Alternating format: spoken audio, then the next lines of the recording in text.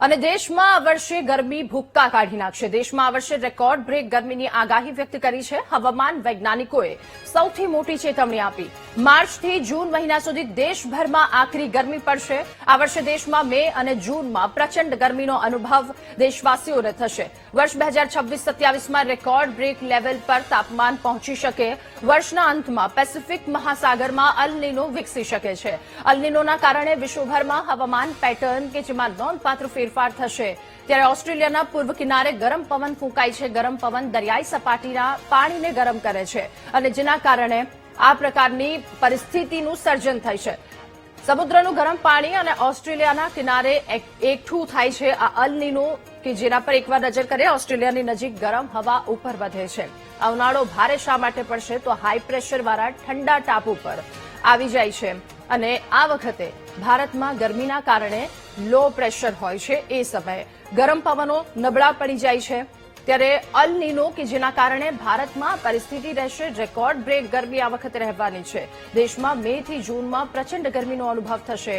ઓસ્ટ્રેલિયામાં વાદળો અને વરસાદ નથી થતા। હવામાનમાં આ ફેરફાર કે જેને અલ નીનો કહેવામાં આવે છે અને આ અલ નીનોની અસર ભારત પર વ્યાપક પ્રમાણમાં થવાની છે। રેકોર્ડ બ્રેક ગરમી આ વખતે છે। ચોમાસું પણ નબળું પડી જશે।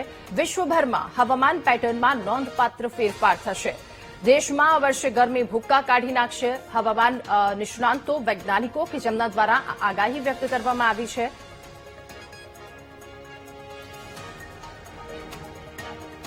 અને રાજ્યમાં કાળઝાળ ગરમીનો પ્રકોપ યથાવત છે। આજે પણ રાજ્યવાસીઓએ ગરમીમાં શેકાવવા માટે તૈયાર રહેવું પડશે। રાજ્યમાં ગરમીને લઈ હવામાન વિભાગે એલર્ટ જાહેર કર્યું છે।